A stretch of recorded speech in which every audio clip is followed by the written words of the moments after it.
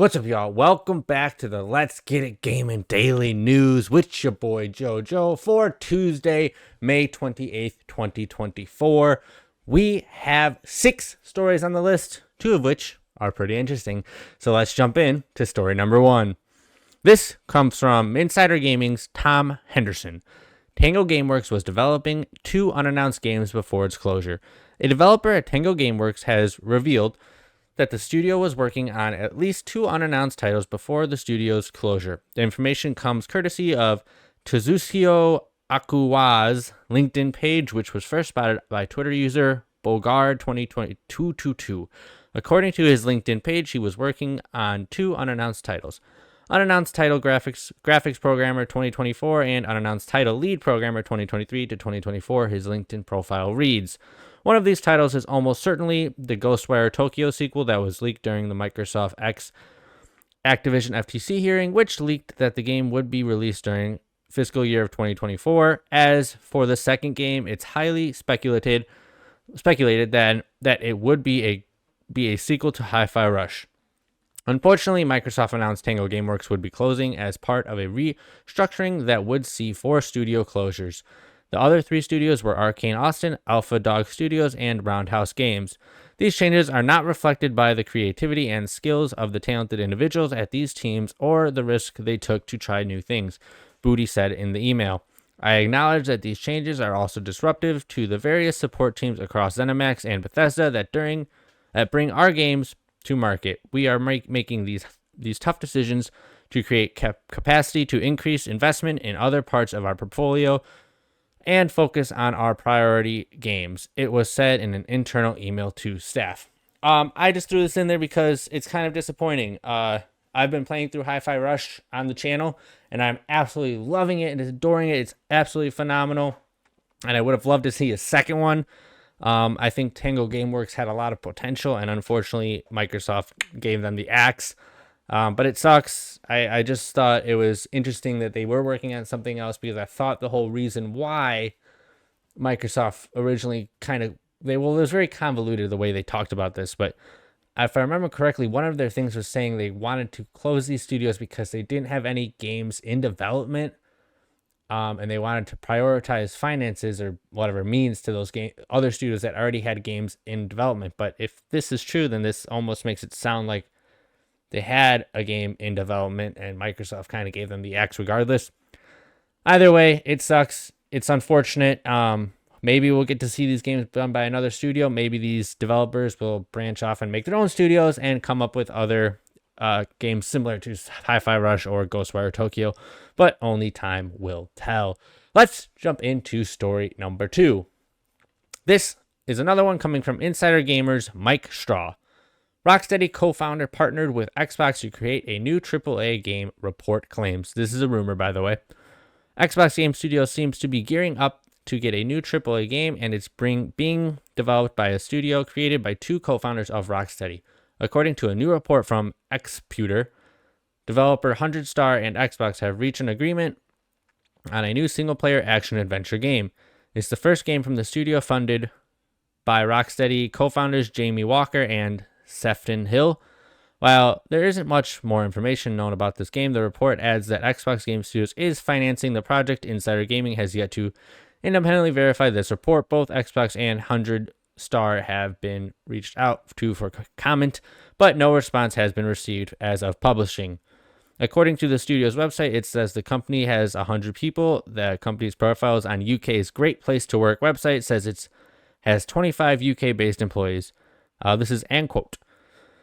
Our ethos is of creating a small team of only 100 industry veterans and emerging talents who are committed to crafting cutting-edge gaming experiences that inspire and captivate players worldwide. The company's overview reads, with innovation at our core, we're dedicated to pushing boundaries, embracing diversity, and fostering a vibrant gaming community. Our empowering company culture is unique to the industry, which encourages leadership at all levels, accountability, team support, vulnerability, and connection. This is super interesting to me. Rocksteady has made a lot of good games. I've enjoyed a lot of Rocksteady content, and I'm interested to see what the old founders, original co-founders, are going to come up with. And I'm gonna be honest with you, a triple A, what did they say it was a triple A new single player action adventure game is literally like my kit and caboodle. That is my thing. That is up my alley 100%.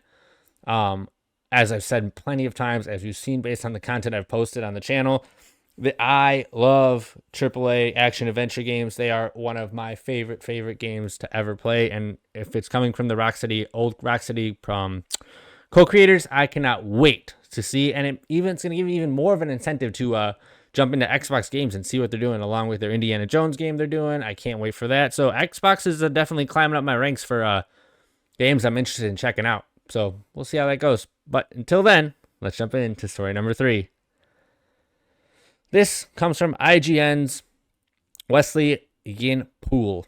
Microsoft confirms Call of Duty Black Ops 6 Day 1 with Xbox Game Pass. And I know I've reported on this before, but a lot of it was talked about and allegedly alluded to, but never officially confirmed until right now. Microsoft has confirmed the arrival of Call of Duty Black Ops 6 Day 1 on Xbox Game Pass. In a post on Xbox Wire, Microsoft pointed fans to its Xbox Game Showcase event, as well as the Call of Duty Black Ops 6 Direct on June 9th, 2024 from 10 a.m. Pacific Time. There it will share more details on the game with the first in-depth look at gameplay in the dark new chapter of Black Ops series. Microsoft made the announcement alongside its release of a live-action reveal trailer called The Truth Lies. In it, we see world leaders including Bill Clinton, Margaret Thatcher, George H.W. Bush, Colin Powell, and Saddam Hussein delivering cryptic speeches. Black Ops 6 is reported to be set during the events of the Gulf War during the early 90s. News of Black Ops 6 released into the Game Pass doesn't come as much of a surprise. Xbox President Sarah Bond recently indicated all Microsoft games, including those developed by a recently acquired Activision, would launch straight into Game Pass. Microsoft has faced tough questions around the potential cannibalization effect of Game Pass, particularly on games that launch on the service day 1. While Xbox executives have insisted sales can be boosted by a game's presence on Game Pass, some publishers remain unconvinced. Former Activision boss Bobby Kotick, for example, was always against putting Call of Duty into subscription services. Unlike Microsoft, console's rival Sony does not release its new exclusive straight into its subscription service. In an interview with IGN last year, Xbox Phil Spencer was asked how he'd handle his and Kotick's different ideologies after the deal to buy Activision Blizzard closed. Well, there's a different person making the decision, Spencer laughed. So this is cool. I am super hyped for this. I can't wait. I've said it already a bunch of times, but if these games are coming to Game Pass, you can best believe I'm going to be playing them. I'm really excited to jump in Black Ops 6 because of this reveal trailer, this story trailer. As I've said before, I love the Call of Duty stories, regardless of what everyone else thinks or a majority of people think. I truly do enjoy them and have fun playing them, and I can't wait to see them or what this one does. And based on this trailer that we're going to watch in a moment, I'm hyped. I am looking so forward to this. It sounds sick. It looks sick. It looks ominous. It looks terrifying. And there's even rumors that they might even do a 9/11 mission or something based in like kind of introducing the 9/11 terrorist attack. I don't know. That seems crazy to me, but if they did it, it's also wild. And I would be slightly interested to see what they do with it and how, if they really would take that leap to do that. I don't know. I think it might be still too soon to do that, but I don't know. I'm interested though. We'll see. All right. This is story number 5. This comes from GameSpot's Eddie Makach. The first trailer for Call of Duty Black Ops 6 is out now. The trailer doesn't show any footage, but it's instead a live action mood piece that features a number of real-world political leaders, including Bill Clinton, George H. Bush, Margaret Thatcher, and Saddam Hussein, as I previously said. The trailer thumbnails also contains coordinates that point to a location of Hussein's Palace. Jesus. The game seems to be themed around questioning the government's version of facts. If it's the truth you seek, look in the dark, reads a line from the trailer description. Take a look at the trailer below. That's what we're about to do right now. So sit back, relax, get comfortable, and let's jump in to some Black Ops 6 trailer, baby. And 3, 2, 1, boom. We're recording. Truth is,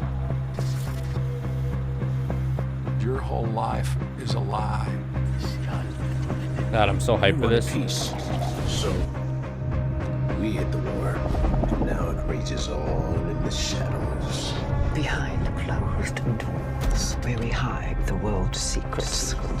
While we build your trust, the world falls apart around you. If you weren't so distracted, you'd realize nothing is what it seems. But if it's truth you seek, Let's go, baby. look in the dark. Hell yeah, dude. God, this looks so sick.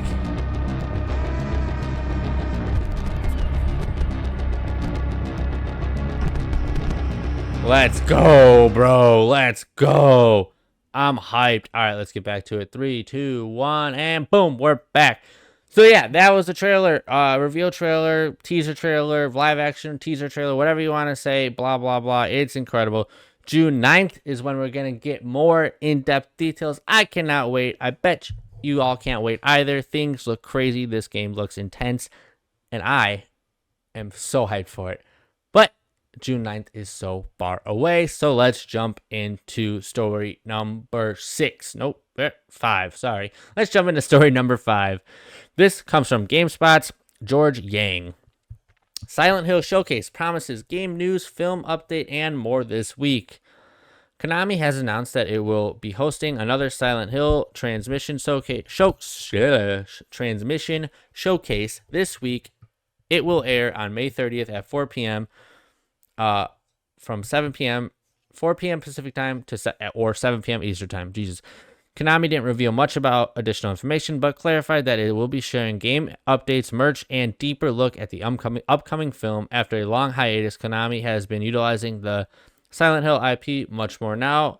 Behavior Interactive Silent Hill Ascension and Hexdraft Silent Hill The Short Message were both released within the last year to lukewarm reception. However, the most notable game project is the remake of Silent Hill 2, which is being handled by the Medium developer Bloober team and is due out sometime this year. Silent Hill F is an upcoming Japan set entry and is being developed by Neobard's Entertainment, while Silent Hill Towerfall is being developed by No Code and co-published by Annapurna Interactive. A film adaptation of Silent Hill 2 called Return to Silent Hills was announced in 2022 and is being directed by Christopher Gans. He also directed the original 2006 Silent Hill film. Return to Silent Hill is due to release this year as well. This is cool to me as well. I did play the Silent Hill Messages game, or short message.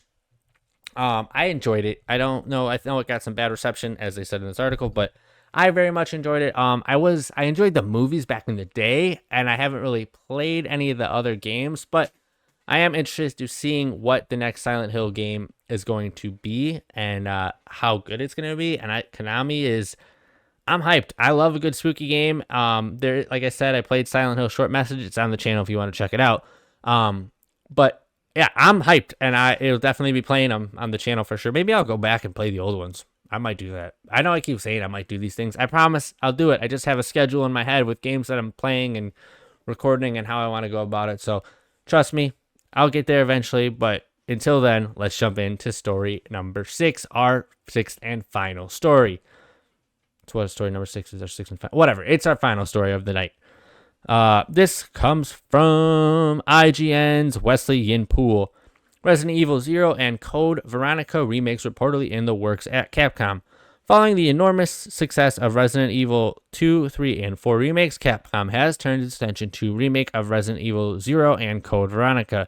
That's according to X report by Dusk Gollum, who said remakes of Resident Evil 0 and Code Veronica are in development right now. IGN can corroborate that 0 and Code Veronica are the next 2 Resident Evil remakes scheduled to release. Capcom is yet to comment on the reports. Resident Evil 0 first launched on the GameCube in 2002 as a prequel to 1996 Resident Evil. It covers the events surrounding the STARS Bravo team in the Arklay Mountains, with the player switching between police officer Rebecca Chambers and convicted former Force Reconnaissance. Why can't I read that word? Reconnaissance? I don't know. I'm struggling with English. bear with me. I'm not good at big words. Officer Bill Cohen, Resident Evil 0 HD Remaster came out in 2016 before release of Nintendo Switch in 2019. Code Veronica, meanwhile, originally released for the Dreamcast in 2000 as the fourth mainline Resident Evil game and the first in the series to launch on a non-PlayStation console. It stars Claire Redfield and her brother Chris Redfield as they battle to survive the outbreak in a remote prison island in Southern Ocean. Code Veronica ditched the pre-rendered background and of previous Resident Evil games and used real-time 3D environments with dynamic camera movement. The game was remastered for Xbox 360 and PlayStation 3 and is available to play via backwards compatibility. This is cool. I think I enjoy Resident Evil. I've definitely seen all the Resident Evil movies, that's for sure. And I've touched a little bit on the games, but not really full-fledged. So I think I'm definitely going to play through them as well, especially if we got some remakes coming out. I would love to just jump back in some of the classics and see what those games were, because I know they were industry-defying, or at least close to that at the time, based on how horrifying people say those games were, or even the following that all the Resident Evil games truly have that I never gave a chance to. But until then, that is going to do it for this episode of the Let's Get It Gaming Daily News with your boy Joe. If you guys are enjoying these videos, hit that like button, give me that subscribe, and hit that little notification so you know when the next video comes out. Drop a comment down below. What story was your favorite? Which one was your least favorite? And which one are you looking forward to the most? Once again, thank you all for watching. And remember, I love you, I appreciate you, and I respect you. And I'll catch y'all in the next one. And keep on gaming. Peace!